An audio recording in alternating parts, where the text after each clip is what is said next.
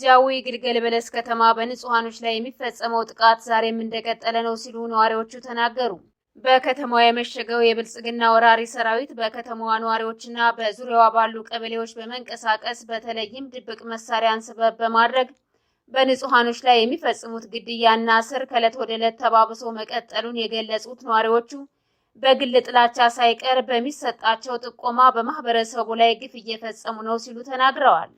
ከጤና ባለሙያዎች የደሞዝ ጭማሪ ጥያቄ ጋር በተያያዘ በባህር ዳር ከተማ የተደረገው ስብሰባ ካለምንም ስምምነት ተበትኗል። ወሎ መርሳ ከተማ የገባው የብልጽግና ሰራዊት የፋኖ ቤተሰቦች ናቸው ያላቸውን የግለሰብ መኖሪያ ቤቶች ቤንዚል በመጨመር በሰዓት ማቃጠሉ ተሰምቷል። አድማጭ ተመልካቾቻችን እነዚህንና ሌሎች ተጨማሪ መረጃዎችን ይዘናል። ሰላም ጤና ይስጥልን። የጥቁር አንበሳ ሚዲያ አድማጭ ተመልካቾቻችን እንደምን አምሽታችኋል? ዕለተ ሐሙስ ግንቦት 28 2017 ዓ.ም መረጃዎችን ይዘን ቀርበናል። ከዜናዎቹ ጋር ሰናይት አያሌው ነኝ። አብራችሁን ቆዩ። ወደ ዝርዝር መረጃዎች አልፋለሁ። ጃዊ ግልገል በለስ ከተማ በንጹሃኖች ላይ የሚፈጸመው ጥቃት ዛሬም እንደቀጠለ ነው ሲሉ ነዋሪዎቹ ተናገሩ። በከተማዋ የመሸገው የብልጽግና ወራሪ ሰራዊት በከተማዋ ነዋሪዎችና በዙሪያዋ ባሉ ቀበሌዎች በመንቀሳቀስ በተለይም ድብቅ መሳሪያን ሰበብ በማድረግ በንጹሃኖች ላይ የሚፈጽሙት ግድያና እስር ከዕለት ወደ ዕለት ተባብሶ መቀጠሉን የገለጹት ነዋሪዎቹ በግል ጥላቻ ሳይቀር በሚሰጣቸው ጥቆማ በማህበረሰቡ ላይ ግፍ እየፈጸሙ ነው ሲሉ ተናግረዋል። ለወታደራዊ አሰሳ በሚል ከምሽጉ በመውጣት በተለያዩ አቅጣጫዎች በመግባት የግለሰብ ንብረቶችን በአደባባይ ከመዝረፉን በተጨማሪ ህጋዊ የጦር መሳሪያ ያላቸውንም ሆነ የሌላቸውን ጭምር ድብቅ መሳሪያ ያላችሁ በሚል በማህበረሰቡ ላይ የጅምላ ጥቃት እየፈጸመ እንደሚገኝ ተገልጿል። በተመሳሳይ ይህ ድርጊት በጎንደር ከተማ ዙሪያ ወረዳዎች እየተፈጸመ እንደሚገኝ በተደጋጋሚ የመረጃ ምንጮች ገልጸዋል። ያገዛዙ ወታደሮች በተለያዩ አካባቢዎች በግለሰብ መኖሪያ ቤቶች በመግባት የአርሶ አደሩን ህጋዊ የጦር መሳሪያ እያስወረዱ ይገኛሉ። በዚህ እንቅስቃሴ ውስጥ አንድ አባት በጎንደር ዙሪያ ወረዳ መሳሪያህን ለልጅህ በማስታጠቅ ፋኖን እንዲቀላቀል አድርገሃል በሚል ተይዘው በግፍ መገደላቸው የተገለጸ ሲሆን እኒህ አባት የቤተሰብ አስተዳዳሪ ስለመሆናቸውም ተመላክቷል። ፋኖን ማሸነፍ ያልቻለውና በፋኖ እየተገረፈ በየቀኑ ትጥቁን እያስረከበ የሚገኘው የአብይ አህመድ ቅጥረኛ ሰራዊት ራሳቸውን መከላከል የማይችሉትን መኖሪያ ቤታቸው ድረስ በመግባት የግፍ ግድያ እየፈጸመ ይገኛል። በፋኖ የተወሰደበትን ትጥቅ ከአርሶ አደሩ አስመልሳለሁ በሚል ስሌት እየተንቀሳቀሰ የሚገኘው የጠላት ኃይል የሚፈልገውን ያክል የጦር መሳሪያ ማግኘት ባይችልም ጥቃት መፈጸሙን ቀጥሏል።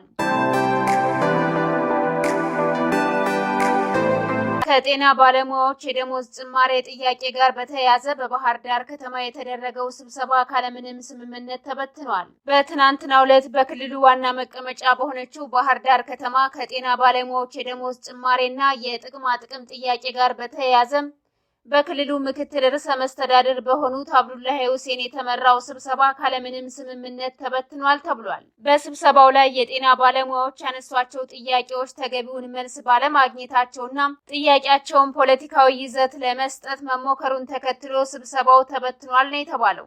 በሀገሪቱ የተለያዩ ክፍሎች የሚገኙ የጤና ባለሙያዎች የደሞዝ ጭማሪ ጥያቄያቸው ዛሬ 24ኛ ቀኑን ቢያስቆጥርም በመንግስት በኩል ምንም አይነት መልስ እንዳልተሰጣቸው ተነግሯል። ወሎ መርሳ ከተማ የገባው የብልጽግና ሰራዊት የፋኖ ቤተሰቦች ናቸው ያላቸውን የግለሰብ መኖሪያ ቤቶች ቤንዚል በመጨመር በሰዓት ማቃጠሉ ተሰምቷል። በከተማዋ ወረራ የፈጸመው ሰራዊቱ የንጹሃን መኖሪያ የሆኑ 3 ቤቶችን ቤንዚል በማርከፍከፍ ከነንብረታቸው በሰዓት ማቃጠሉ ታውቋል። ይህ ኃይል በትናንትናው ዕለት የቀን ሰራተኞችን ጨምሮ በርካታ ንጹሃኖችን በሰደፍ በመደብደብ ህይወታቸው እንዲያልፍና እንዲሁም ለከባድ ጉዳት እንዲዳረጉ አድርጓል ተብሏል። ሰራዊቱ ይህንን ጥቃት የፈጸመው ከ2 ቀናት በፊት በከተማዋ ተደብቀው ጥቃት ሲፈጽሙና ሲያስፈጽሙ የቆዩ ካድሬዎች በፋኖ መገደላቸውን ተከትሎ ነው ተብሏል።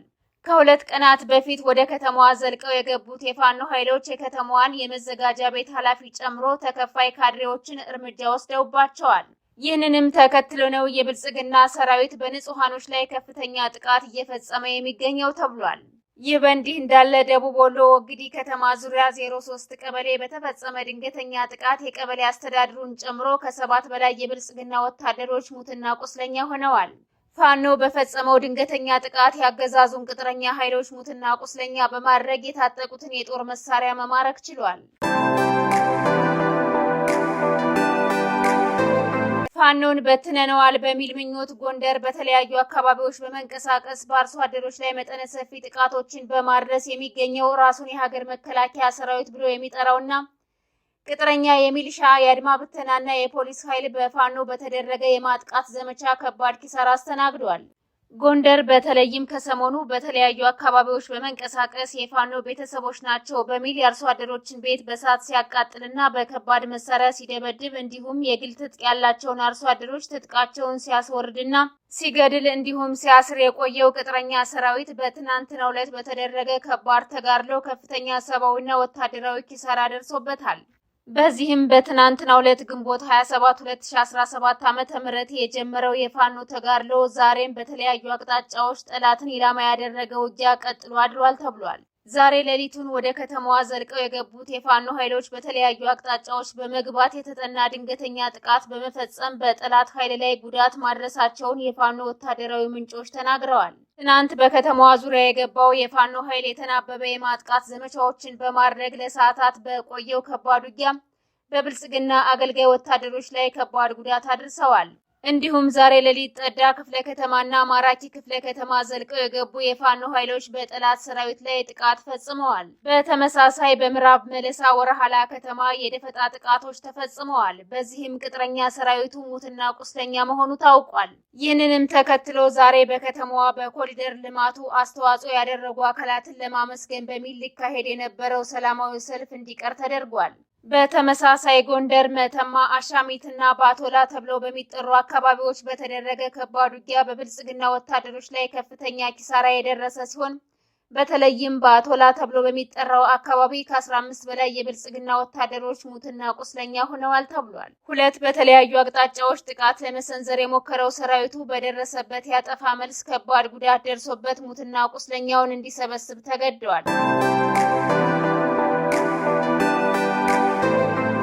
በተመሳሳይ ጎጃም ሞጣ ከተማ ዙሪያ በተደረገ ከባድ ውጊያ በአገዛዙ ወታደሮች ላይ ጉዳት ደርሷል። ትናንት በአካባቢው የሚንቀሳቀሰው የተፈራ ዳምጤ ክፍለ ጦር ፋኖች ከሞጣ ከተማ አቅራቢያ አራጤ፣ ወይን ውሃና ቻይና ካምፕ እየተባሉ በሚጠሩ አካባቢዎች ባደረጉት ከባድ ውጊያ በርካታ የብልጽግና ቅጥረኛ ሰራዊትን ሙትና ቁስለኛ ያደረጉ ሲሆን 5 የሚደርሱ የሰራዊቱ አባላትን መማረክ ችለዋል።